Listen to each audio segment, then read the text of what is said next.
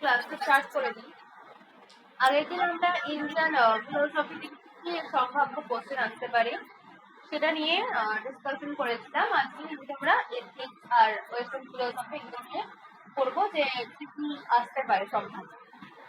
তো এথিক্সে তোমাদের ফার্স্ট যে চ্যাপ্টারটা যেখানে রয়েছে সেখান থেকে তোমাদের যেটা পড়তে হবে moral and non moral action, নৈতিক ক্রিয়া এবং অনৈতিক ক্রিয়া। কোনটা নৈতিক ক্রিয়া এবং কোনটা অনৈতিক ক্রিয়া, ঠিক আছে? দ্য নেচার্স অফ এথিক্স, এখান থেকে সেইভাবে কোনো কোশ্চেন দেওয়ার চান্স নেই, কারণ এখান থেকে সেরকম কোশ্চেন আসবে না। নীতিবিজ্ঞান ধরো, এখান থেকে সেরকম কোশ্চেন আসবে না। But moral and non moral action, কোনটা নৈতিক ক্রিয়া কোনটা অনৈতিক ক্রিয়া, এখান থেকে কিন্তু কোশ্চেন দেওয়ার চান্স রয়েছে তোমাদের। যেমন বলে দিল পাগল ব্যক্তির ক্রিয়া, এটা কোন ধরনের ক্রিয়া? অনৈতিক ক্রিয়া, তোমাদের কিন্তু বলতে হবে, এই ধরনের আসবে। দেন ঐচ্ছিক ক্রিয়া কি? Voluntary action, very very important. Voluntary actions এবং ভলেন্টারি অ্যাকশনস এর বিভিন্ন স্তরগুলো, তো জেনে রাখবে স্তরগুলো কি। তোমাদের কিন্তু এটা এখান থেকে ডিটেলসে সেরকম কোশ্চেন দেবেন, শুধু স্তরগুলো কি সেটা জেনে রাখবে। অ্যান্ড নন ভলেন্টারি অ্যাকশন, অনৈচ্ছিক ক্রিয়া। অনৈচ্ছিক ক্রিয়া এটা একটুখানি পড়বে এবং স্তরগুলো কি কি একটু জেনে রাখবে। যেমন ভাবনাজ ক্রিয়া, সহজাত ক্রিয়া, এগুলো কিন্তু অনৈচ্ছিক ক্রিয়ার বিভিন্ন স্তর।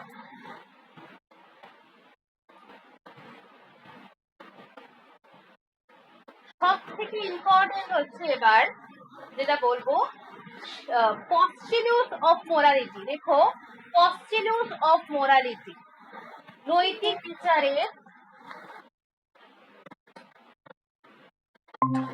হ্যাঁ যেটা বলছিলাম postulates of morality, very very important. postulates of morality, এখান থেকে কিন্তু কোশ্চেন দেওয়ার চান্স রয়েছে। দেন শাস্তি সম্পর্কীয় মতবাদ, শাস্তি সম্পর্কীয় মতবাদ, theory of punishment, very very important. প্রতিরোধাত্মক মতবাদ, সংশোধনাত্মক মতবাদ এবং প্রতিশোধাত্মক মতবাদ, এবং এই মতবাদগুলোর সমর্থক কারা? যেমন প্রতিরোধাত্মক মতবাদের সমর্থক হচ্ছে বেনথাম ফিক্সে, এরা কিন্তু প্রতিরোধাত্মক মতবাদের সমর্থক। সংশোধনাত্মক মতবাদের সমর্থক কে এবং সংশোধনাত্মক মতবাদটা কি, এগুলো কিন্তু পড়তে হবে তোমাদের। যেমন প্লেটো, হেগেল, ফ্রয়েড, এরা কিন্তু রিফর্মেটিভ থিওরির মতবাদের কিন্তু প্রবক্তা, মানে সমর্থক। প্রতিশোধাত্মক মতবাদ কিন্তু কান্ট, অ্যারিস্টটল থেকে, এরা কিন্তু প্রতিশোধাত্মক মতবাদের সমর্থক। এইটা কিন্তু তোমাদের জানতে হবে। এবং প্রতিশোধাত্মক মতবাদের দুটো রূপ রয়েছে, একটা হচ্ছে কঠোর প্রতিশোধাত্মক মতবাদ আর লঘু প্রতিশোধাত্মক মতবাদ, ঠিক আছে? এই শাস্তি সংক্রান্ত মতবাদ লিখে রাখো, ভেরি ভেরি ইম্পর্টেন্ট, পড়তেই হবে। এরপরে নেক্সট চ্যাপ্টার হেডোনিজম বা সুখবাদ। এই সুখবাদ থেকে তোমাদের যেরকম ধরনের, হ্যাঁ যেটা বলছিলাম সুখবাদ, সুখবাদ থেকে তোমাদের যেরকম ধরনের কোশ্চেন দেবে। Psychological hedonism and ethical hedonism, আমরা জানি যে সুখবাদের দু প্রকার শ্রেণীবিভাগ করা যায়, একটা সাইকোলজিক্যাল হেডোনিজম, একটা এথিক্যাল হেডোনিজম। এবং সাইকোলজিক্যাল হেডোনিজমের সমর্থক কারা, এইখান থেকে কিন্তু কোশ্চেন দেবে যে সমর্থক কারা, এবং নৈতিক সুখবাদ। এথিক্যাল হেডোনিজমের সমর্থক কারা, এখান থেকে কিন্তু কোশ্চেন আসার চান্স রয়েছে। এবং পর সুখবাদী কারা, ঠিক আছে? পর সুখবাদী কারা, এবং এখানে যে ভাগগুলো রয়েছে পর সুখবাদের, সেগুলো থেকে তোমাদের কোশ্চেন দেবে। এবং আত্মসুখবাদের ভাগগুলো একটাও কিন্তু ছাড়বে না। আত্মসুখবাদী যেমন অসংযত সুখবাদ এবং মার্জিত সুখবাদ, এবং অসংযত সুখবাদের কিন্তু সমর্থক হচ্ছে অ্যারিস্টিপাস, মনে রাখবে অ্যারিস্টিপাস।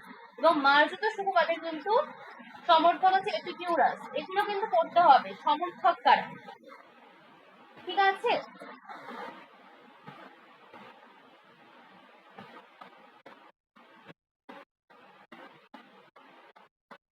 এন্ড উপযোগবাদ, ভেরি ভেরি ইম্পর্টেন্ট, লিখে রাখো উপযোগবাদ, পরশুবাদ উপযোগ। বেনথাম যে সুখের পরিমাণ নির্ণয় করার জন্য, বেনথাম সুখের পরিমাণ নির্ণয় করার জন্য যে 7টা ডাইমেনশনের কথা বলেছিলেন, ভেতরে গিয়ে পড়তে হবে না, এগুলো শুধু ডাইমেনশন গুলোর নাম করে রাখবে, যে তীব্রতা, স্থিতিকাল, নৈকট্য, নিশ্চয়তা, বিশুদ্ধি, উর্বরতা, বিস্তৃতি, শুধু নামগুলো, ভেতরে ডিটেলসে পড়তে হবে না। এন্ড যেটা করবে, বেনথাম যে বলেছিল যে quantity of pleasure in equal, পরিমাণে, কি বলেছিলেন বেনথাম? পরিমাণের তারতম্য।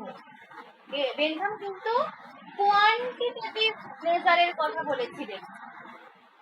কি বললাম? বেনথাম কিন্তু কোয়ান্টিটেটিভ প্লেজারের কথা বলেছিলেন। ওকে, আর মিল কিন্তু কোয়ালিটেটিভ প্লেজারের কথা বলেছিলেন, এটা কিন্তু করতে হবে।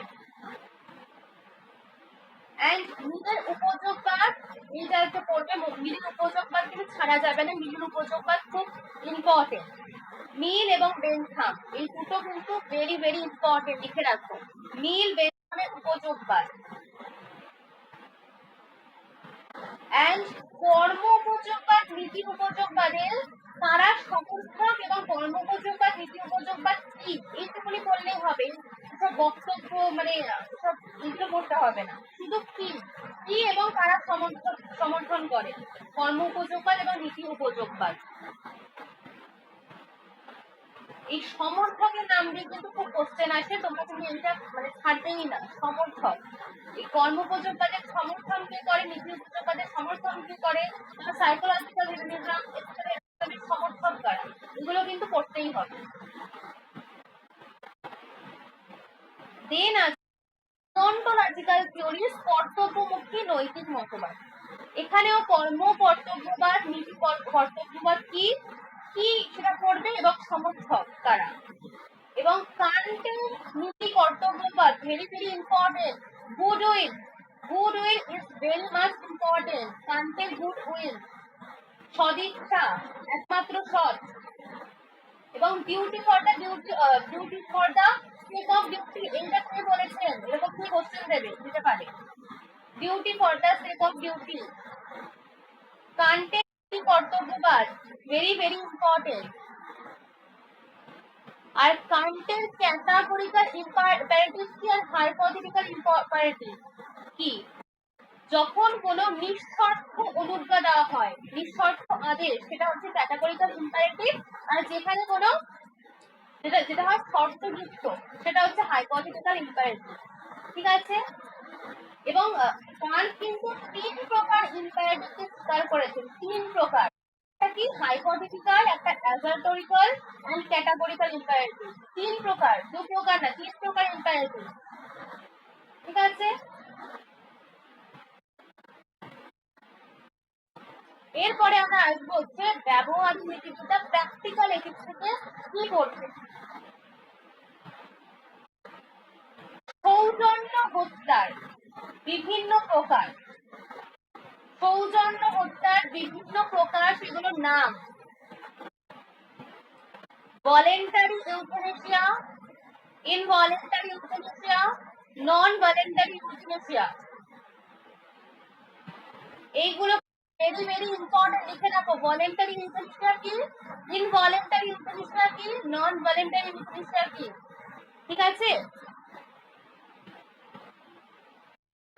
তোমাদের দিয়েছিল যে কোন দুরারোগ্য ব্যাধিতে আক্রান্ত ব্যক্তি যদি রোগের যন্ত্রণা সহ্য করতে না পেরে অন্য ব্যক্তিকে তার হত্যাকারী হতে অনুরোধ করে, এইটা কি ধরনের হত্যা? 4টে অপশন দিবে, ইনভলেন্টারি, ভলেন্টারি, নন ভলেন্টারি, আরেকটা কি দিল, তখন কি হবে? ভলেন্টারি। এই ধরনের দেবে এখান থেকে, এটা কিন্তু very very much important. And করবে পিটার সিঙ্গার, পিটার সিঙ্গারের যে বক্তব্য ছিল সেটা করবে, অ্যানিমাল কিলিং অ্যানিমেলস, and গভীর বাস্তু সংহতি, অগভীর বাস্তু সংহতি, ভেরি ভেরি ইম্পর্টেন্ট, গভীর বাস্তু সংহতি, অগভীর বাস্তু সংহতি, and নন অ্যানথ্রোপোসেন্ট্রিক, অমনুষ্যকেন্দ্রিক নীতিবিদ্যা কাকে বলা হয় এবং এর সমর্থক কারা। এখানে কিন্তু সমর্থক রয়েছে, সেই সমর্থক গুলো নাম করতে হবে। পিটার সিঙ্গার, অস্ট্রেলিয়ার রিচার্ড সালভেন, এরা কিন্তু সমর্থক। ঠিক আছে, এগুলো কিন্তু করতে হবে।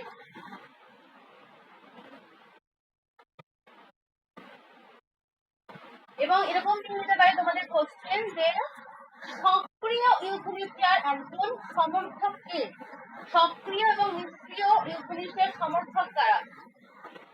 এটা কিন্তু জেমস র্যাচেলস, তিনি কিন্তু সক্রিয় ইউথেনেসিয়ার সমর্থক একজন। এবং অমনুষ্যকেন্দ্রিক সমর্থক কে, পিটার সিঙ্গার এবং রিচার্ড সালভেন। এরকম ভাবে কোশ্চেন আসবে। তারপরে দিল যখন যন্ত্রণাকাতর রোগীর স্বার্থে রোগীকে হত্যা করা হয় তখন তাকে কি হত্যা বলা হয়। ঐচ্ছিক, অনৈতিক, ইচ্ছা নিরপেক্ষ, সক্রিয় হত্যা। ঠিক আছে, এই ধরনের কিন্তু কোশ্চেন আসবে। প্র্যাকটিক্যাল এথিক্স, এই গ্রন্থটা কে রচনা করেন, কি হবে বলতে পারে। প্র্যাকটিক্যাল এথিক্স, প্র্যাকটিক্যাল এথিক্স বলতে পারবে পিটার সিঙ্গার। এসব পড়তে হবে না যে ইউথেনেসিয়া কথাটা কোথা থেকে এসেছে, পিপা হত্যা, এসব পড়বে না, ফালতু কোশ্চেন এসব আসে না। ইউথেনেসিয়া শব্দটার কোন দিক শব্দ থেকে এসেছে নাকি, এইসব কোশ্চেন কিন্তু আসে না। এবং পরিবেশ শিক্ষিতা কোন সালে হয়েছে, এইসব করে নিয়ে কিন্তু সময় নষ্ট করবে না, এগুলো থেকে কোশ্চেন আসে না। ঠিক আছে, মেন জায়গাগুলো পড়বে। ভলেন্টারি, ইনভলেন্টারি, নন ভলেন্টারি, তারপরে হচ্ছে অমনুষ্যকেন্দ্রিক, মনুষ্যকেন্দ্রিক, এগুলো পড়বেন। আর তারা সমর্থক, মনুষ্যকেন্দ্রিক নীতিবিদ্যার সমর্থক কে, এটা কিন্তু অ্যারিস্টটল এবং কান্ট। ঠিক আছে, এই গেল হচ্ছে তোমাদের নীতিবিদ্যা। এরপরে আমরা চলে আসবো হচ্ছে ওয়েস্টার্ন ফিলোসফি। ওয়েস্টার্ন ফিলোসফি তোমাদের যেটা রয়েছে, ফার্স্টে হচ্ছে প্লেটো। প্লেটো যেটা ইম্পর্টেন্ট ফার্স্টেই, সেটা হচ্ছে প্লেটো ইম্পর্টেন্ট, সেটা হচ্ছে উল্লেখিত যে গ্রন্থগুলো প্লেটো লিখেছিলেন। আমার ক্লাসে আমার স্টুডেন্টদের দিয়েছি, আমরা বলে দিচ্ছি আজকে। উল্লেখযোগ্য যে গ্রন্থগুলো রয়েছে, Apology, Plato, Republic, Symposium, Phaedo, Theaetetus, Parmenides, Gorgias, Meno, Timaeus, এইগুলো কিন্তু এই উল্লেখযোগ্য গ্রন্থগুলো থেকে কিন্তু কোশ্চেন নিতে পারে যে কে রচনা করেছেন। এবং প্লেটোর জ্ঞান তত্ত্ব ভেরি ভেরি ইম্পর্টেন্ট। প্লেটোর জ্ঞান তত্ত্ব এরকম যে প্লেটোর এরকম ছিল যে প্লেটো তার থিয়েটেটাস এবং রিপাবলিক ডায়ালগে, মানে প্লেটোর নবর্থ আপনাকে সদর্থ মতবাদ দিয়েছিল। প্লেটোর জ্ঞান তত্ত্ব থেকে কিন্তু কোশ্চেন আসতে পারে। এবং প্লেটোর আইডিয়াস, প্লেটোর আকারবাদ, ধারণাবাদ ভেরি ভেরি ইম্পর্টেন্ট, মার্ক করে দাও। প্লেটোর আকারবাদ এবং ধারণাবাদ কি, ঠিক আছে, প্লেটো থেকে এইটুকুনি জাস্ট করবে। এন্ড অ্যারিস্টটল, অ্যারিস্টটল থেকে গ্রন্থগুলো, বুকস এর নাম কিন্তু সব করে তোমাদের পড়তে হবে। বুকস এর নামগুলো ভালো করে পড়তে হবে, কারণ এখান থেকে তো সাজেশন দেওয়ার মতো কিছু নেই। বুকস এর নামগুলো কিন্তু পড়তে হবে যে কে কোন বুক রচনা করেছে। এবং অ্যারিস্টটলের যে কারণবাদ, ম্যাটেরিয়াল কজ, উপাদান কারণ ছিল, নিমিত্তকরণ, efficient cause, formal cause, final cause. ঠিক আছে, একটা উদাহরণ দিয়ে বলে দেবে যে এটা কোন ধরনের কজ, তোমাদের বলতে হবে এটা কজ। ঠিক আছে, তাহলে কারণবাদ কিন্তু ভেরি ভেরি ইম্পর্টেন্ট। এবং যে তৃতীয় মানব যুক্তি দিয়েছিল, সেটা ধারণা তত্ত্বের বিরুদ্ধে অ্যারিস্টটলের সমালোচনা ছিল, ইম্পর্টেন্ট এটা। এবং অ্যারিস্টটল ম্যাটার এন্ড ফর্ম, লিখে রাখো ম্যাটার এন্ড ফর্ম। অ্যারিস্টটল কিন্তু 4 প্রকারের কারণ স্বীকার করেছিল। এটা দিয়ে তোমাদের কোশ্চেন দিতে পারে, অ্যারিস্টটল কত প্রকারের কারণ স্বীকার করেছিল। এরপরে আমরা চলে আসবো রেনে ডেকার্ট। ডেকার্ট কি করবে? আগে গ্রন্থ যেটা বললাম, এই রেনে ডেকার্ট কবে জন্মগ্রহণ ওসব কিন্তু করবে না, একদম ওগুলো কোশ্চেন দেয় না, ঠিক আছে? ভেরি ভেরি ইম্পর্টেন্ট করে লেখো কার্টেসিয়ান মেথডস, রেনে ডেকার্টের Cartesian methods and cogito ergo sum, Rene ডেকার্টের কজিটো ইরবো-সাম এবং দেহ মনের রিলেশনকে, দেহ মনের রিলেশনকে ডেকার্ট ছিল ইন্টারন্যাশনালিজম বা মিথস্ক্রিয়াবাদ। এবং ডেকার্টের দ্রব্য তত্ত্ব ভেরি মাচ ইম্পর্টেন্ট, দ্রব্য তত্ত্ব ভেরি ভেরি ইম্পর্টেন্ট লেখো। ডেকার্ট কটা দ্রব্য স্বীকার করেছিল? ভেরি ভেরি, ডেকার্ট কটা দ্রব্য স্বীকার করেছিল? দ্রব্য তত্ত্ব। এন্ড করবে ক্রাইটেরিয়া অফ ট্রুথ, ক্রাইটেরিয়া কটা ছিল? সত্যতার মানদণ্ড বলতে পারবে কেউ? ক্রাইটেরিয়া ডেকার্টের মধ্যে সত্যতার মানদণ্ড ছিল একটা কি, কেউ পড়োনি? একটা ক্লিয়ারনেস এন্ড, আচ্ছা এই মাইক্রোফোন, হ্যাঁ একদম রেখা মানসিক দুটো, একটা হচ্ছে clearness and distinguish, clearness and distinguish, স্পষ্টতা এবং বিবিধতা। এইগুলো করতে হবে না, এই স্পষ্টতা আবার বিবিধতা কি সব করতে হবে না, ঠিক আছে? কটা মানদণ্ড, সত্যতার কটা মানদণ্ড?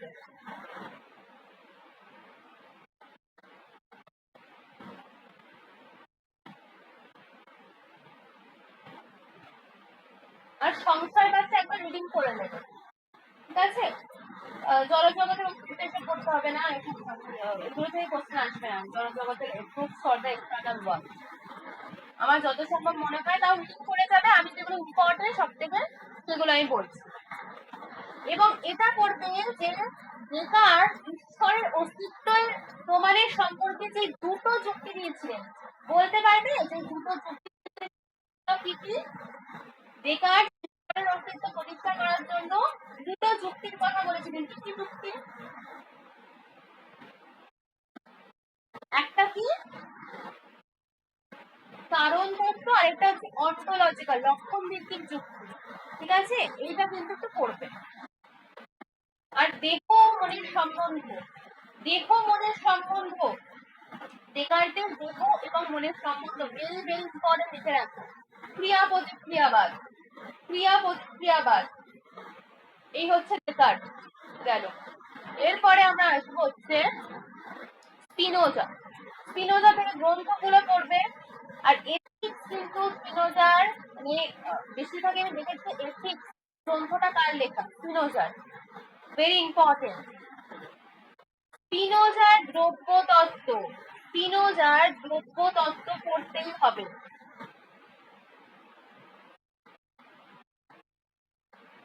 স্পিনোজার দ্রব্য তত্ত্ব দিয়েছিল দ্রব্য ইকুয়াল টু ঈশ্বর ইকুয়াল টু প্রকৃতি, substance equal to god equal to nature. এটা কে বলেছে? স্পিনোজা বলেছেন। প্যানথিইজম, এটা কিন্তু সর্বেশ্বরবাদী, কিন্তু স্পিনোজা ঈশ্বরের অস্তিত্বকে, ঈশ্বরকে কিন্তু প্রকৃতি বলেছিলেন। প্যানথিইজম সর্বেশ্বরবাদ কি এটা, ঠিক আছে?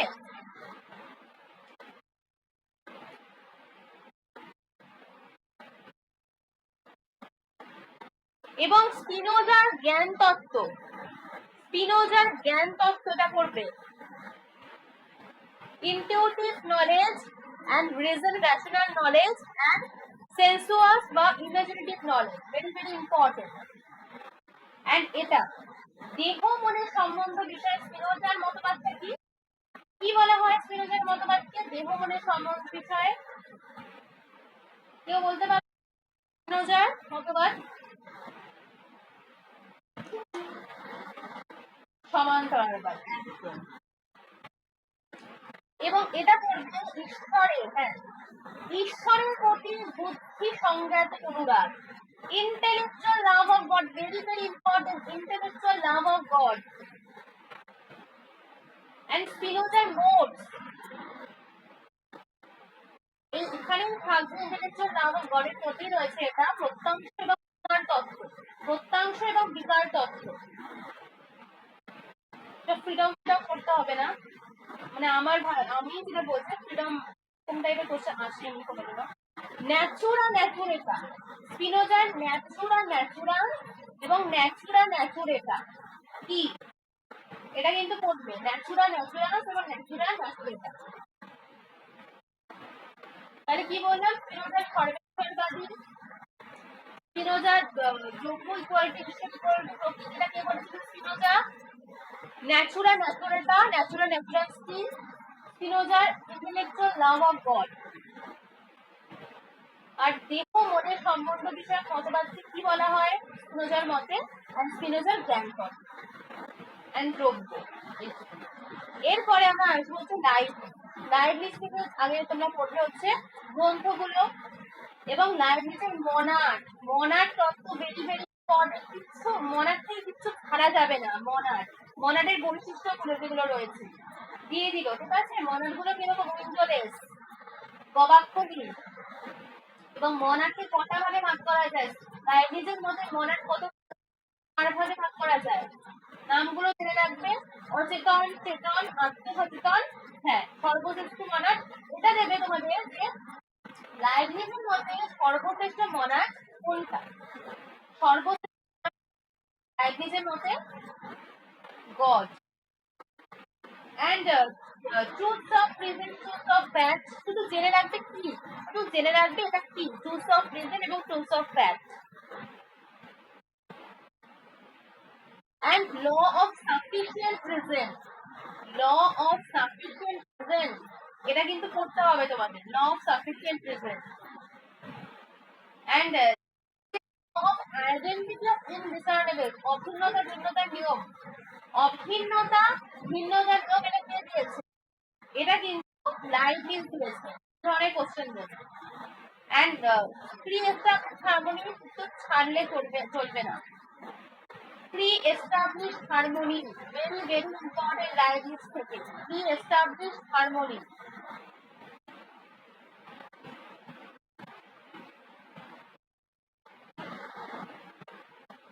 ঠিক আছে, এরপরে আমরা আসবো হচ্ছে জন লক।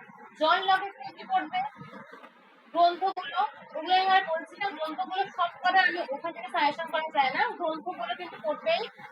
এবং লক যে সহজাত ধারণা খণ্ডন করেছিলেন, আচ্ছা অল আইডিয়াস আর ইমেজ কাকে বলেছিলেন, অল আইডিয়াস বলেছিলেন, কেউ বলতে পারবে, অল আইডিয়াস আর ইমেজ কে বলেছিলেন, সকল ধারণাই হয় সহজাত, একদম। আর কোন কোন ধারণা হয় সহজাত বলেছিলেন, কোন কোন ধারণা হয় সহজাত, কোন কোন ধারণা হয়, হ্যাঁ লুকাস, তাহলে ভালোভাবে পড়া হয়েছে।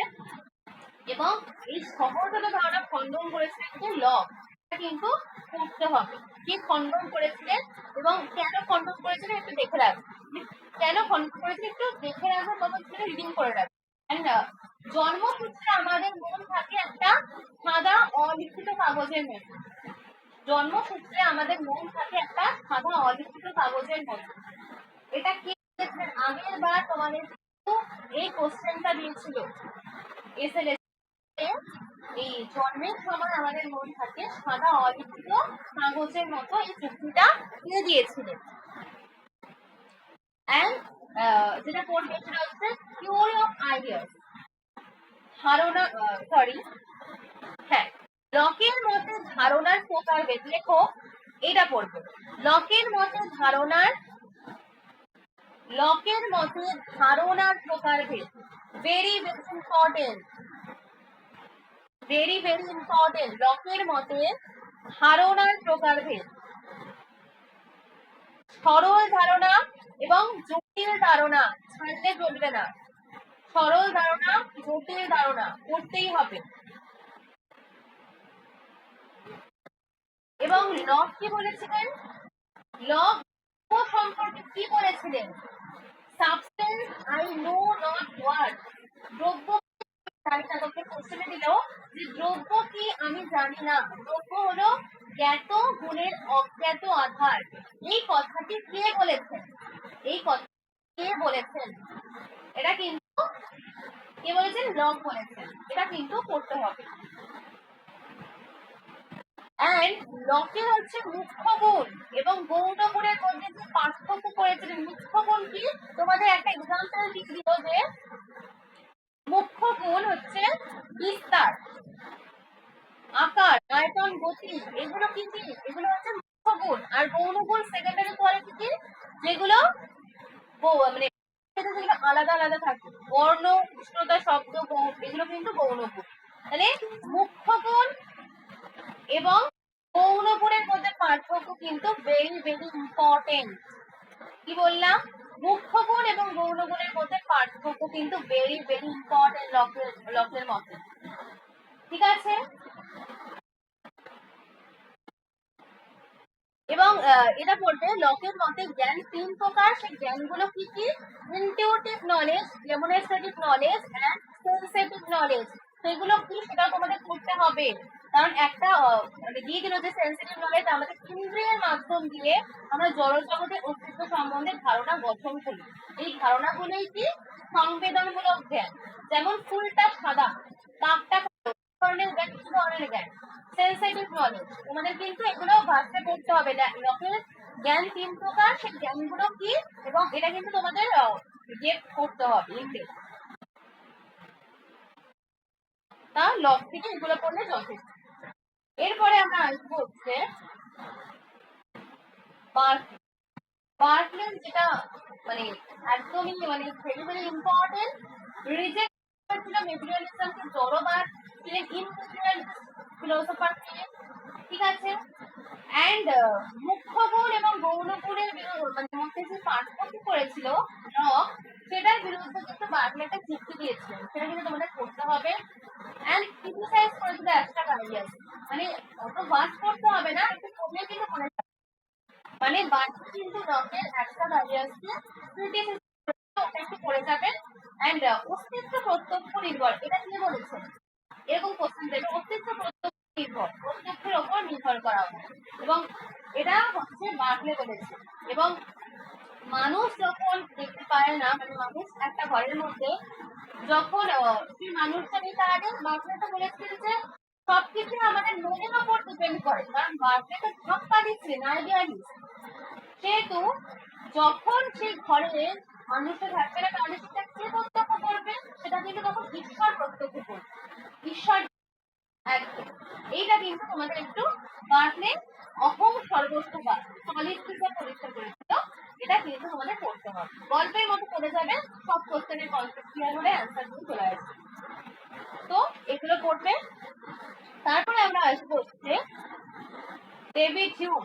ডেভিড হিউমের সবথেকে বেশি ইম্পর্টেন্ট হচ্ছে মুদ্রণ এবং ধারণা, ইমপ্রেশন এন্ড আইডিয়া। দেবেই দেবে, যদি দেখ হচ্ছে মুদ্রণ এবং ধারণা, impression and idea and relations of ideas and matters of practice.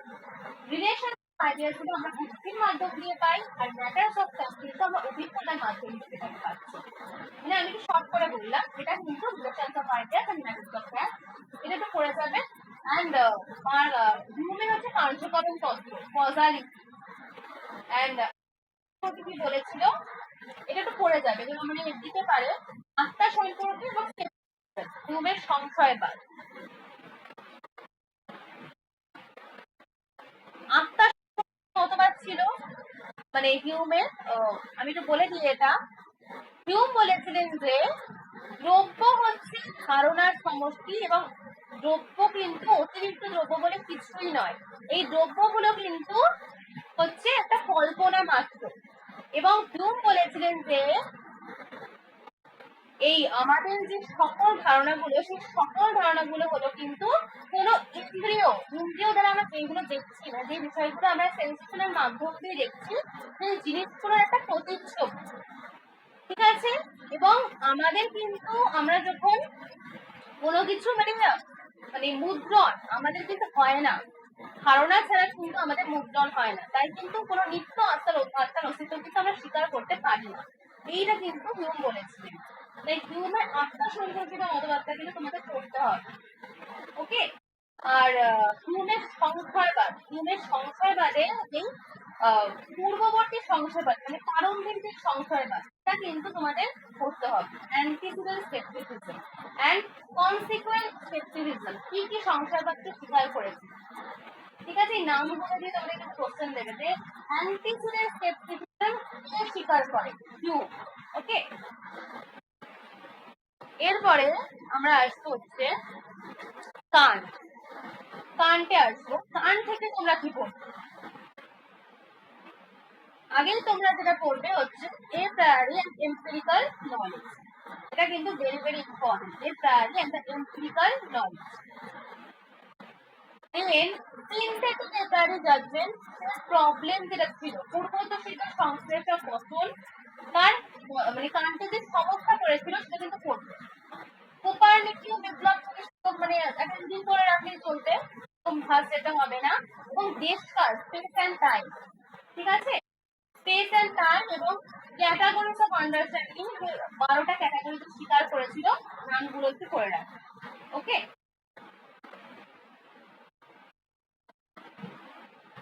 Kant কিন্তু এই যে এরকম বলে দিল, কান্টের যে বিশ্লেষক এবং সংশ্লেষক অবধারণ রয়েছে সেইটা তোমাদের দিয়ে দিল যে সকল জড় পদার্থরা বিস্তৃত। এই অবধারণের মানে এই অবধারণটি কি, মানে কি জাজমেন্ট, এটা কিন্তু একটা বিশ্লেষক অবধারণ। তোমাদের কিন্তু একটা উদাহরণ দিয়ে দেবে এবং বলবে না এটা কোন অবধারণ। ঠিক আছে, এই ধরনের কিন্তু কোশ্চেন দিতে পারে। তারপরে 7+5=12, এইটা কোন ধরনের জাজমেন্ট, এগুলো কিন্তু পড়ে যাবে।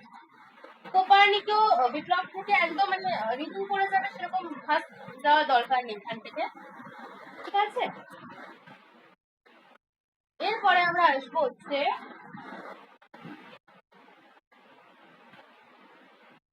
হ্যাঁ মৌলবিদ্যা। তোমরা জানো যে তোমাদের মৌলবিদ্যা থেকে সেরকম আগে আমি লজিকটা করে নিই, কারণ লজিক থেকে তোমাদের বেশি কোশ্চেন আসবে। লজিকটা আমি করে নিই, তারপরে এখানে আসছি।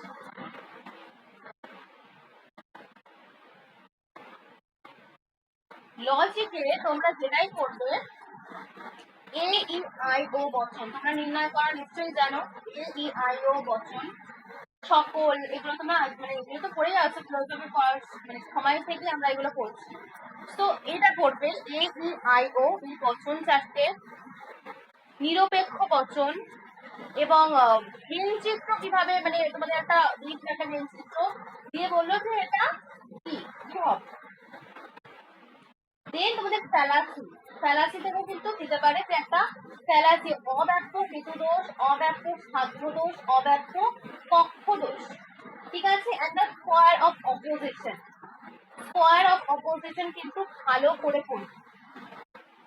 ঠিক আছে, square of opposition very very important। এসব করতে হবে না যে বাক্য এবং বচনের মধ্যে পার্থক্য, এসব ধ্যান ধ্যান কিছু করবে না, যুক্তি থাকে বলে এটা করবে। সবসময় কি হয়, ভ্যালিড অর কি হয়, ইনভ্যালিড হয়। আর একটা বচন সবসময় কি হয়, সত্য এবং মিথ্যা হয়। এই ধরনের জিনিস কিন্তু দিতে পারে। ঠিক আছে, এবং যুক্তির আকার জানোই তুমি, কিন্তু সোজা যুক্তির আকার কি, যুক্তি বচনের মধ্যে পার্থক্য, এসব করার দরকার নেই। ঠিক আছে, and সম্বন্ধ অনুযায়ী বচন একটা ক্যাটাগরিক্যাল প্রপোজিশন, কন্ডিশনাল প্রপোজিশন। ঠিক আছে, প্রাকল্পিক, বৈকল্পিক, প্রাকল্পিক, এগুলো কিন্তু পড়বে। হাইপোথেটিক্যাল, ডিসজাংটিভ এন্ড ডিলেমা, সাপেক্ষ বচন কোনগুলো। ঠিক আছে, আর এ ই আই ও এইগুলো কি হবে, নিরপেক্ষ বচনের গুণ এবং পরিমাণ। ঠিক আছে,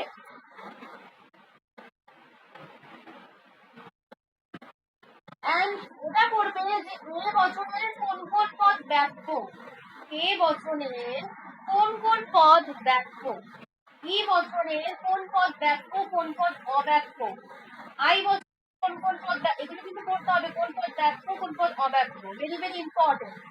এটা কিন্তু লিখে রাখো, ইম্পর্টেন্ট রয়েছে।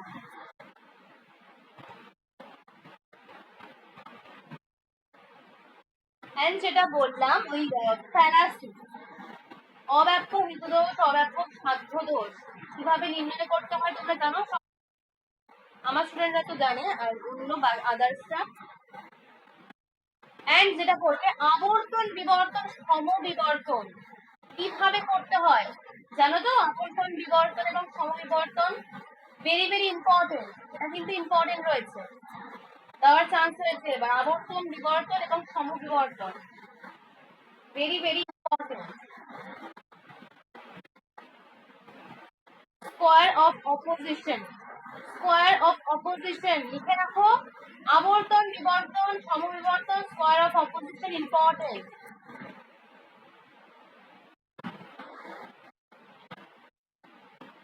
এন্ড এটা করবে সংস্থান এবং মূর্তি, সংস্থান এবং মূর্তি। প্রথম সংস্থান কি? বারবারা সেডারের দ্বারাই পেরিও। দ্বিতীয় সংস্থান কি? বারোটো। তৃতীয় সংস্থানে কি রয়েছে? ডারাপ্টি, রেসিসিল, বেজামিন, সিলাপটন, পেরিজন, বোকার্ডো। চতুর্থ সংস্থানে রয়েছে ব্রাহ্মান্টিক, কেমিনিস, ডিমারিস, ফেজাকো, ফ্রিজিসন। এগুলো কিন্তু ভেরি ভেরি ইম্পর্টেন্ট বলে লিখে রাখো। সংস্থান এবং কটা সংস্থান এবং কটা মূর্তি রয়েছে, কটা সংস্থান কটা মূর্তি রয়েছে, ভেরি ভেরি ইম্পর্টেন্ট।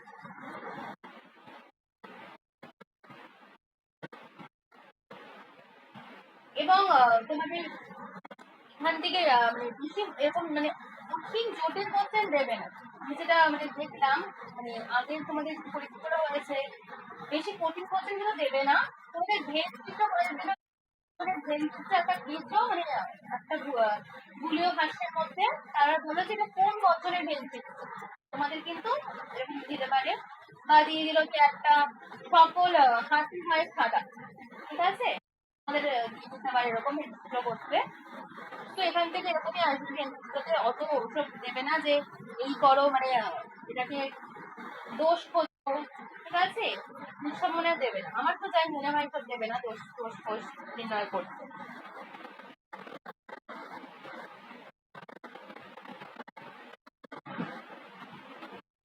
এরপরে যেটা আছে সেটা হচ্ছে সিম্বলিক লজিক। সিম্বলিক লজিক তোমরা করতে পারো, পারো করতে সিম্বলিক লজিক।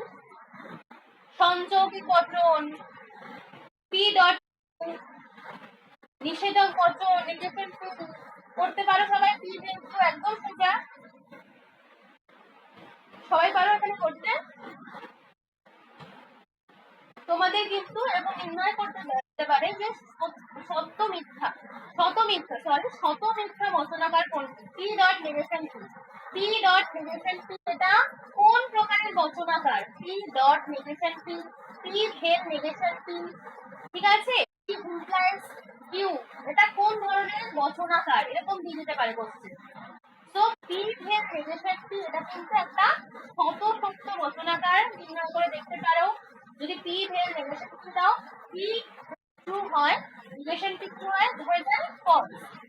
এবং পি যদি ফলস হয়, নেগেশন ট্রু হয়ে যায় ট্রু। মানে দুটোই যখন হবে, দুটোই যখন ট্রু হবে তখন সেটা শত সত্য বচনাকার হবে। শত মিথ্যা বচনাকার কখন হবে? P dot negation P, P যখন হবে নেগেশন পি ফলস হবে, এবং ট্রু যখন ফলস হবে নেগেশন পি ট্রু হয়ে যাবে। এবং দুটোই ফলস হয়ে গেলে তাহলে ফলস দুটোই হলে যখন সবকটা নিবেশন দৃষ্টান্ত ফলস হবে তখন কিন্তু শত মিথ্যা বচনাকার হবে। আপত্তিক বচনাকার কখন হবে? যখন ট্রু ফলস মানে মেলানো মিশ্রণ থাকবে, ট্রু ফলস ফলস এরকম থাকবে, ঠিক আছে? মানে একটা সত্য একটা মিথ্যা এরকম থাকতো, তখন কিন্তু মেলানো মিশ্রণ থাকবে, কিন্তু সেটা আপত্তিক বচনাকার হবে। আপত্তিক বা কন্টিনজেন্ট স্টেটমেন্ট হবে। এইটুকুনি কিন্তু জেনে রাখবে। তোমাদের অনেক বড় বড় কোনো কিছু এখান থেকে দেবে না, মানে নির্ণয় করতে দেবে না, সেরকম আশা দেখো না। অনেক বড় ওগুলো দেবে না।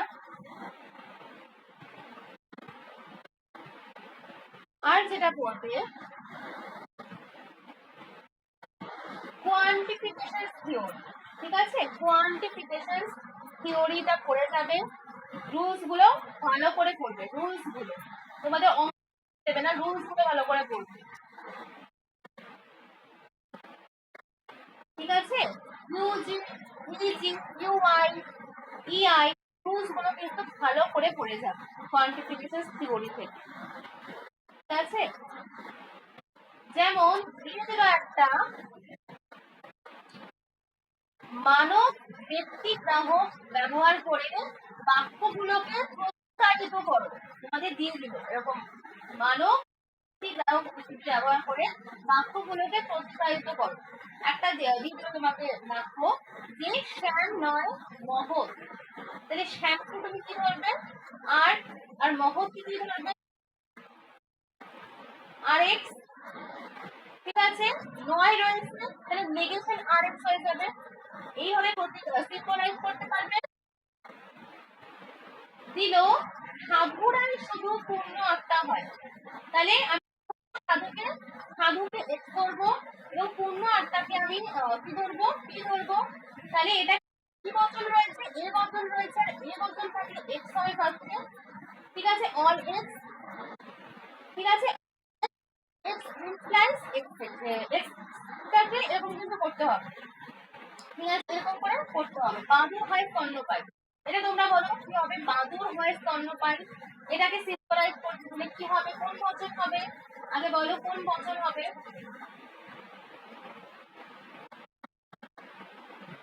আচ্ছা, আমি মাইক্রোফোনটা খুলে দিই তোমাদের, তাহলে বলতে সুবিধা হবে। হ্যাঁ, বলতে পারো তোমরা। হ্যাঁ, এ বচন হবে। তাহলে এটা কি করবো আমরা? বাদুর হয় স্তন্যপায়ী, বাদুরকে দিয়ে করলাম। হ্যাঁ, বলো কেউ।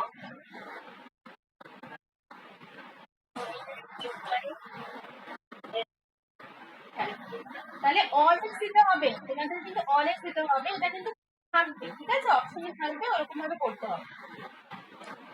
আর সাম এক্স কখন হয়? সাম এক্স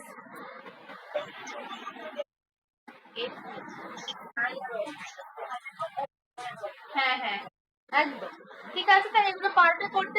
তোমাদের কিন্তু এরকম প্রতিকায়িত করতে দিতে পারে, ঠিক আছে, সিম্বলাইজ সিম্বল মানে তোমাদের কিন্তু এগুলো দিতে পারে মানক এবং প্রতিগ্রাহক ব্যবহার করে। এইগুলো কিন্তু করবে। আমি মাধ্যমটা অফ করে দিই।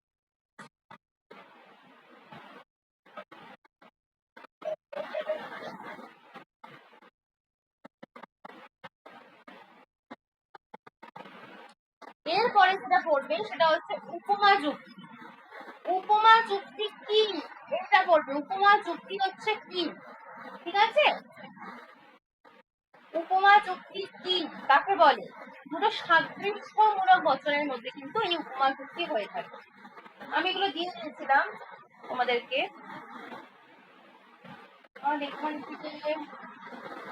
যেমন দিল যে রাম এবং শ্যাম দুজনেই ম্যালেরিয়া রোগী। ঠিক আছে, এটা কি ধরনের মানে যুক্তি? এটা কিন্তু উপমা যুক্তি, যখন এটা সাদৃশ্য থাকবে। এবং এটা করবে ভালো উপমা যুক্তি, মন্দ উপমা যুক্তি কি, ব্যাস এটুকুনি পড়বে এখান থেকে।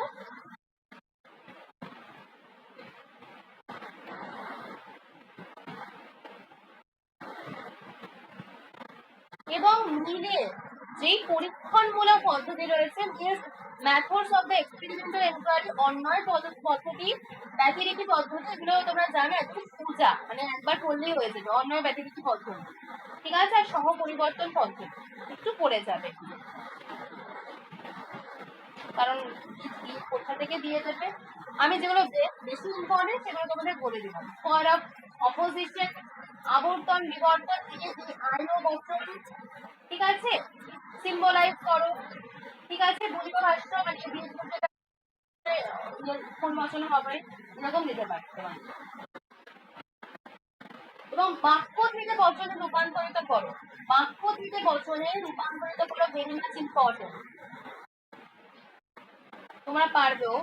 এরপরে আমরা আসবো হচ্ছে social and political philosophy.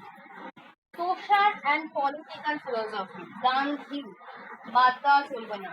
Gandhi হচ্ছে ট্রাস্টিশীল। গান্ধীর ট্রাস্টিশীল। গান্ধীর সর্বোদয় কি? ঠিক আছে, সর্বোদয় কি? এন্ড গান্ধীজির অহিংসা তত্ত্ব। তোমাদের এরকম কোশ্চেন দিতে পারে, সর্বোদয় বলতে কি বোঝানো হয়? চারটে অপশন দিলে সকলের কল্যাণ।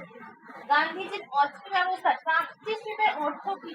প্রত্যেক মানুষ যখন নিজেকে সম্পত্তির তত্ত্বাবধায়ক রূপে গণ্য করে, তখন কিন্তু সেটাকে বলা হয় ট্রাস্টিশিপ। এবং গান্ধীজির এই সর্বোদয় নীতিটা কার লেখা?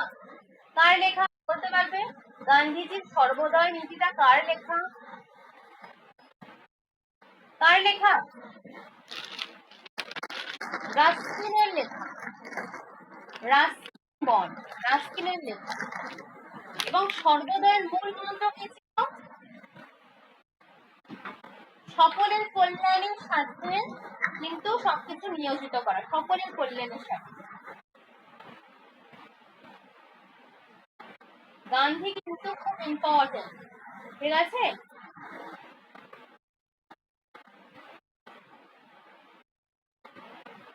এবং এটা বললো যে তোমরা এটা বলতে পারবে যে অর্থীবাদের যে উৎস, মূল উৎস, গান্ধীজি এটার সন্ধান পেয়েছিলেন কোন উপনিষদে? ঋগ্বেদে, ঈশোপনিষদে, গীতায়, উপনিষদে। কোনটা হবে বলতে পারবে কেউ? না, ঈশোপনিষদ, একদম ঈশোপনিষদ। Unto the last, unto this last গ্রন্থের লেখক কে? Very important, John Ruskin. John Ruskin, Ruskin, একদম।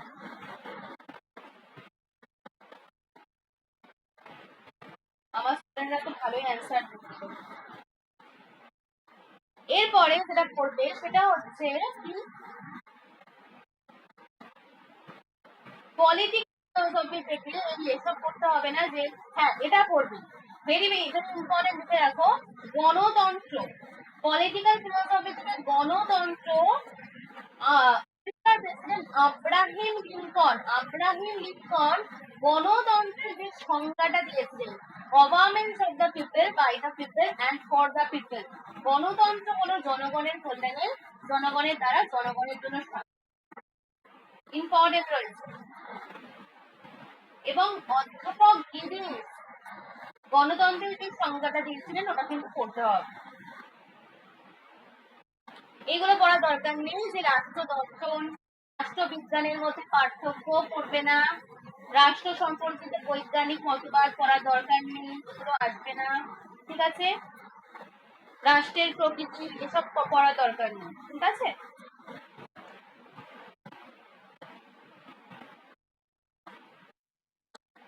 এরপরে আমি আসবো হচ্ছে মার্কস। মার্কসের থেকে যেটা পড়বে, সামাজিক পরিবর্তন সম্পর্কে মার্কসের মতবাদ, মার্কস এবং কার্ল মার্কস এবং তার সহযোগী এঙ্গেলস, আর কোন বইতে? Manifesto of the communist party. Manifesto of the communist party এই গ্রন্থের কি বলেছিলেন? যে মানব সমাজের ইতিহাসে এক শ্রেণী দ্বন্দ্বের ইতিহাস, সামাজিক পরিবর্তন সম্পর্কে মার্কসীয় মতবাদ ভেরি ভেরি ইম্পর্টেন্ট। আর তার মধ্যে হচ্ছে dialectical materialism and historical materialism and theory of surplus value, very very important করে লেখো, পড়তেই হবে। সামাজিক পরিবর্তন সম্পর্কে কার্ল মার্কস এবং এঙ্গেলস তার সহযোগী এঙ্গেলসের যে বুকটা ছিল manifesto of the communist party, এই বুকটা ছিল তোমাদের কোশ্চেন দিতে পারে। এবং বাদ প্রতিবাদ সংবাদ, থিসিস, অ্যান্টিথিসিস এবং সিনথেসিস, সমাজ ব্যবস্থা পরিবর্তনের পদ্ধতি কার্ল মার্কসের, ছাড়া যাবে না, ঠিক আছে? ইম্পর্টেন্ট।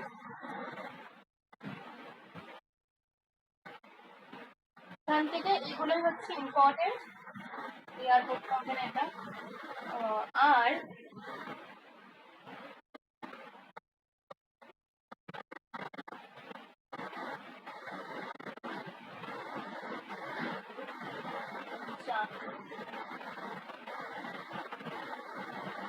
শ্রেণী মনোভাব, class attitude and class consciousness, এই সংজ্ঞাগুলো কে দিয়েছিলেন? অধ্যাপক ম্যাকগ্রেগর এবং পেজ যে সংজ্ঞাগুলো ছিল সেগুলো কিন্তু একটু পড়তে হবে, ঠিক আছে? শ্রেণী মনোভাব এবং শ্রেণী চেতনা সম্পর্কে যে সংজ্ঞাগুলো দিয়েছিল সেগুলো কিন্তু একটু পড়তে হবে।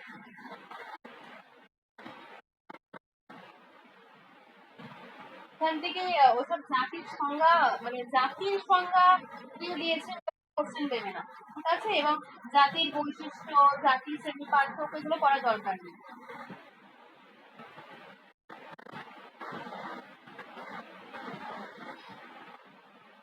এবং এটা বলতে পড়তে এবং পেজ বলেন a social class is any portion of a community marked off from the race by social status। কি বলেছিলেন?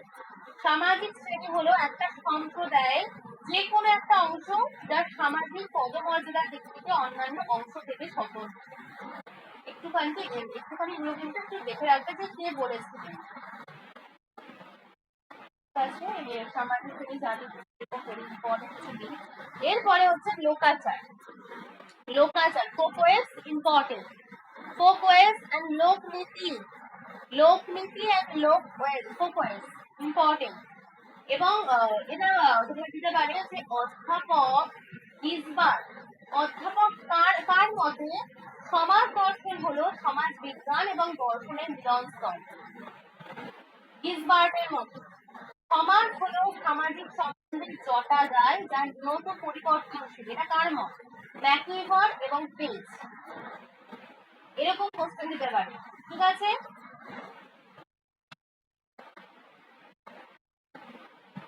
এন্ড কাস্টম, কাস্টম সম্বন্ধে ম্যাকইভার এবং পেজ কি বলেছিলেন? পড়তে পারো, মানে কাস্টম সম্বন্ধে ম্যাকইভার এবং পেজের সংজ্ঞাটা করতে পারো, ঠিক আছে? যেমন বলেছিলাম ম্যাকইভার এবং পেজ সমাজ সম্মতভাবে পানভোজন করা, আলাপ আলোচনা করা, আত্মীয় পরিজনের সঙ্গে দেখা সাক্ষাৎ করা, এইটা হচ্ছে একটা আচার বা প্রথা। বা আচার প্রথা বলতে কি বোঝানো হয় এটা একটু পড়ে যান, ঠিক আছে? আর এটা করবে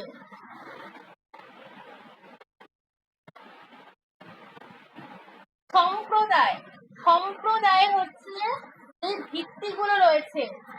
অধ্যাপক ম্যাকইভার এবং পেজ সম্প্রদায়ের দুটো গুরুত্বপূর্ণ ভিত্তির কথা বলেছিলেন, একটা কি লোকালিটি আর একটা হচ্ছে কি সম্প্রদায়গত মনোভাব। একটা স্থান বা অঞ্চল আর একটা হচ্ছে সম্প্রদায়গত মনোভাব। এবং এই মাধ্যমিক বা গৌণ গোষ্ঠী গোষ্ঠীগুলো, প্রাথমিক গোষ্ঠী, সামাজিক গোষ্ঠী, গোষ্ঠীগুলো ছাড়া যাবে না। সামাজিক গোষ্ঠী, সোশ্যাল গ্রুপ, দেখো সোশ্যাল গ্রুপ, সামাজিক গোষ্ঠী,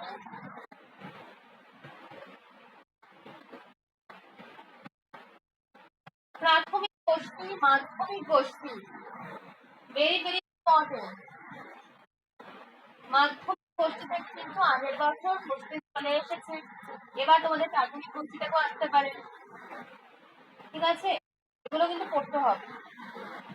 ঐচ্ছিক গোষ্ঠী, অনৈচ্ছিক গোষ্ঠী, অন্তর্বর্তী গোষ্ঠী, ভেরি ভেরি ইম্পর্টেন্ট বলে লিখে রাখো।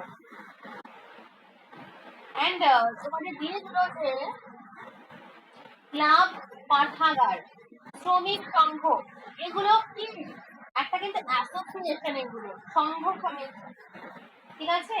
এগুলো কিন্তু একটা উদাহরণ দিয়ে বলতে পারে যে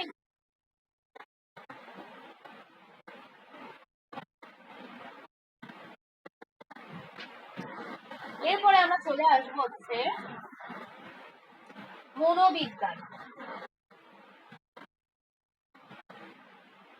মনোবিজ্ঞানে কি করবে তোমরা? অন্তর্দর্শন, ফার্স্ট লেখো অন্তর্দর্শন।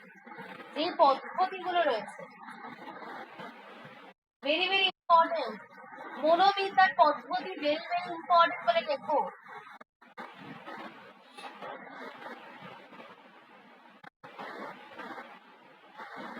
মনোবিদ্যার বিভিন্ন পদ্ধতি, অন্তর্দর্শন পদ্ধতি, পর্যবেক্ষণ পদ্ধতি, পরীক্ষণ পদ্ধতি ছাড়া যাবে না, কোনো কিছু ছাড়া যাবে না। এখান থেকে তিনটা করতেই হবে।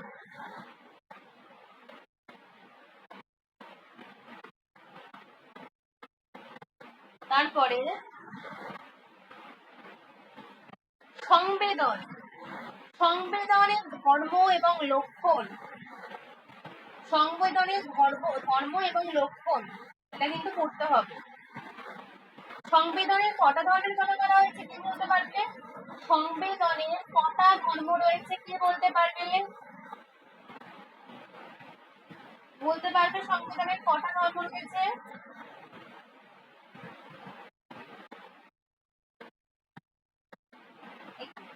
সংবিধানে কিন্তু 4টে ধর্মের কথা বলা রয়েছে। হ্যাঁ, 4টে ধর্মের কথা বলা হয়েছে। সেগুলো কি? কোয়ালিটি, গুণ, তীব্রতা, ইন্টেন্সিটি, স্পষ্টতা, ক্লিয়ারনেস, স্থায়িত্ব, ডিউরেশন। ঠিক আছে, সংবিধানে কিন্তু 4টে ধর্মের কথা বলা হয়েছে। এবং উদ্দীপক কত রকমের হয়? একটা কি পর্যাপ্ত, একটা অপর্যাপ্ত। শুধু জেনে রাখবে, হাত যাওয়ার দরকার নেই। ঠিক আছে, এন্ড ভেরি ভেরি ইম্পর্টেন্ট রেখো ওয়েবার-ফেকনার সূত্র। ওয়েবার-ফেকনার সূত্র বা মার্কস-দৈহিক সূত্র, ভেরি মাচ ইম্পর্টেন্ট।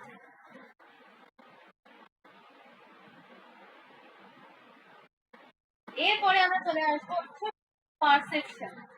পারসেপশনের কিন্তু যেই অনুষঙ্গ নিয়ম কিন্তু খুব ইম্পর্টেন্ট।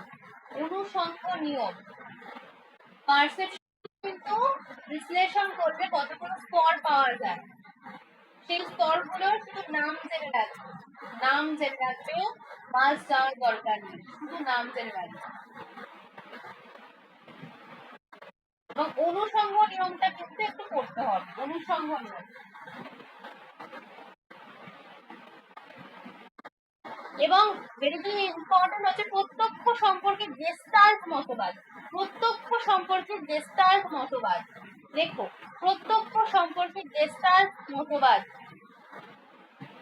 ওয়ার্ডাইমার এবং কফকা-কোহলার, এই তিনজন জার্মান মতবিদ মনে রাখবে। এই তিনজন জার্মান মতবিদ কিন্তু গেস্টাল্ট মতবাদের প্রবর্তক। কারা কারা প্রবর্তক? ওয়ার্ডাইমার, কফকা-কোহলার। এটা কিন্তু মনে রাখবে, প্রত্যক্ষ সম্পর্কে গেস্টাল্ট মতবাদ, ভেরি ভেরি ইম্পর্টেন্ট।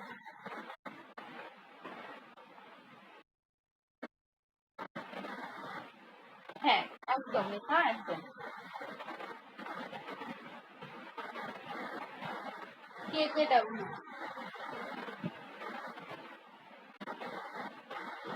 এন্ড এরপরে স্মৃতি। স্মৃতি কি সেটা পড়বে, এবং স্মৃতির উপাদান রিডিং দেবে। ঠিক আছে, স্মৃতির উপাদানগুলো রিডিং দিলেই হবে।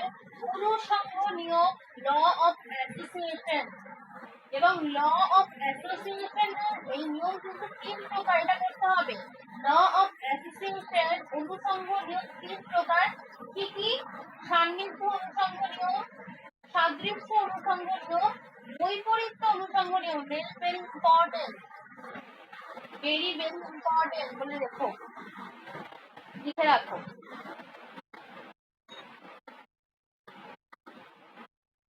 এন্ড বিস্মৃতি বা বিস্ফোরণ, এটা একটা রিডিং করে নিলেই হবে। ঠিক আছে, অনুষঙ্গ নিয়মটা খুব ইম্পর্টেন্ট।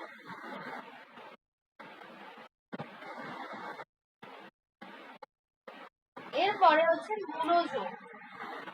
মনোযোগের যেই মনোযোগ কথাটার অর্থ পড়বে এবং কি সমর্থক রয়েছে এগুলো পড়বে একটু। টিচেনার এবং হুম এই মতের সমর্থক।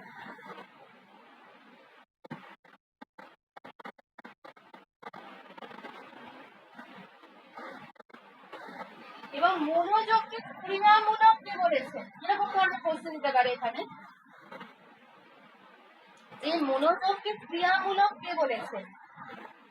মুয়েনস্টারবার্গ এবং মর্সলে। ঠিক আছে, এরকম দিতে পারে যে এরকমই লাগছে, মনোযোগকে জ্ঞানাত্মক কে বলেছেন? ঠিক আছে, টিচেনার, উন এরা কিন্তু বলেছেন মনোযোগকে জ্ঞানাত্মক।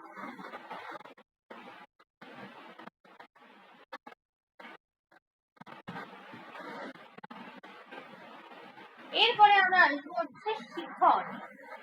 শিক্ষণ সম্পর্কে একটা কি যে মতবাদগুলো রয়েছে সেই মতবাদগুলো পড়বে, ভেরি ভেরি ইম্পর্টেন্ট। প্রচেষ্টা এবং ভুল সংশোধনক মতবাদ লিখে রাখো। শিক্ষণ সম্পর্কে বিভিন্ন মতবাদ রয়েছে, 3টে মতবাদ রয়েছে। প্রচেষ্টা এবং ভুল সংশোধন মতবাদ, সাপেক্ষ প্রতিবর্ত ক্রিয়াবাদ, ভেরি ভেরি ইম্পর্টেন্ট, সাপেক্ষ প্রতিবর্ত ক্রিয়াবাদ, এবং গেস্টাল্ট মতবাদ পড়তেই হবে। সঞ্জয় প্রদত্ত শিখনের সূত্র, এটাও পড়তে হবে।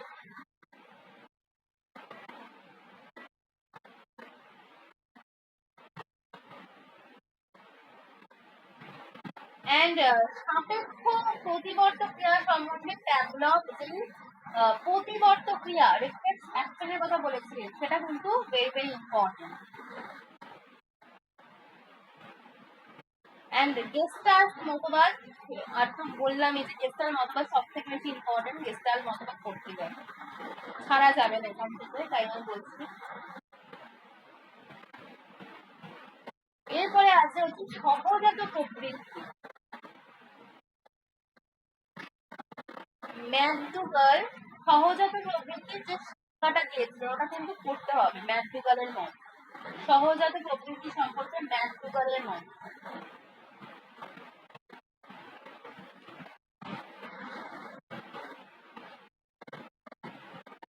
এরপরে চেতনা,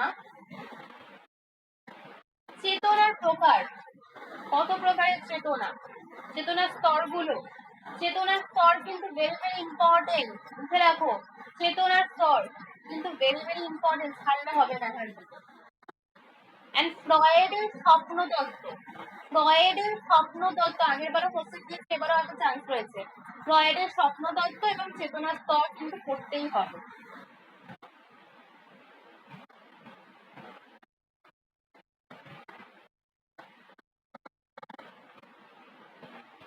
এবং এরপরে আছে যে বুদ্ধি, বুদ্ধির যে সংজ্ঞা দিয়েছিল উইলিয়াম স্টার্ন, বুদ্ধি হলো জীবনের জটিল সমস্যাগুলি এবং পরিস্থিতিগুলোর সঙ্গে অভিযোজন করার ক্ষমতা। এরকম দিয়ে দেবে কোটেশন, কে বলেছে, কোন দার্শনিক বলেছেন, কোন সাইকোলজিস্ট বলেছেন, কোন মনোবিদ বলেছেন, এরকম দিতে পারে, ঠিক আছে।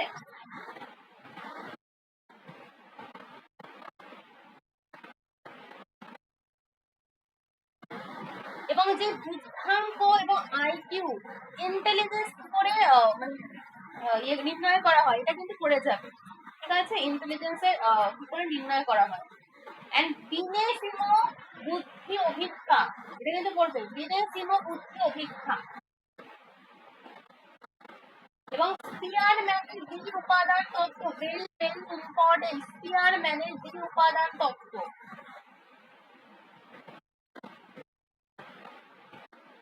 এন্ড থার্ডস্টোনের মৌলিক মানব শক্তি সম্বন্ধীয় তত্ত্ব, থার্ডস্টোনের বহু উপাদান তত্ত্ব, ঠিক আছে, বহু উপাদান তত্ত্ব, এগুলো পড়লেই হবে। এরপরে হ্যাঁ, এখান থেকে কিছু করে এলাম, তো তোমাদের সাজেশন করে দেওয়ার চেষ্টা করলাম যেটুকু পারলাম। তো তোমাদের কিছু বক্তব্য রয়েছে, করবে এগুলো, আর মানে মোটামুটি এগুলো একটু বেশি ভালো করে করে দেবে, ঠিক আছে। আমি তুমি আমার ইউটিউব চ্যানেল যদি সাবস্ক্রাইব না করে থাকো, সাবস্ক্রাইব করে নাও, আমি কিন্তু আছি, ঠিক আছে, ইউটিউবে রয়েছে, আমি দিয়ে দেবো ওখানে, ঠিক আছে, আমাদের যে গ্রুপটা রয়েছে সেই গ্রুপে আমি দিয়ে দেবো, ওই ক্লাসটা দিয়ে দেবো, সাজেশন ক্লাসটা দিয়ে দেবো।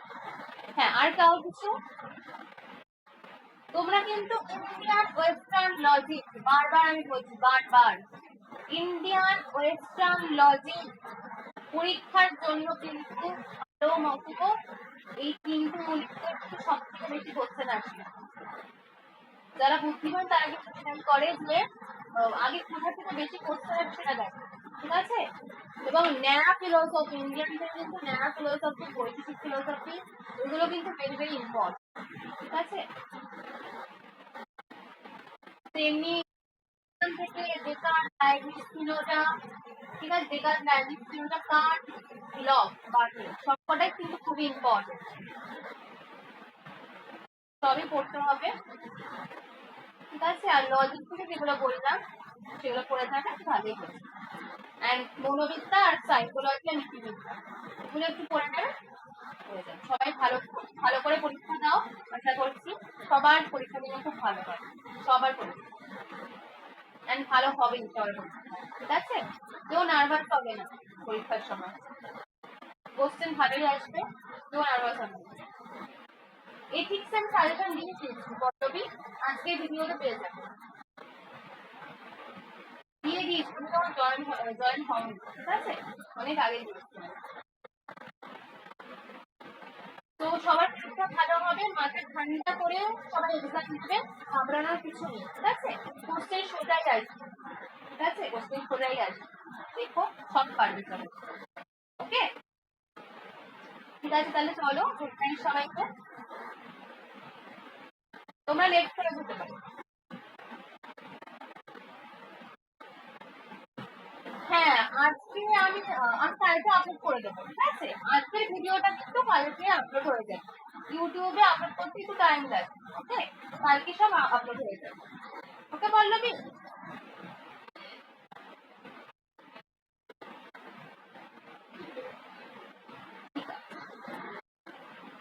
তাহলে গুড নাইট সবাইকে।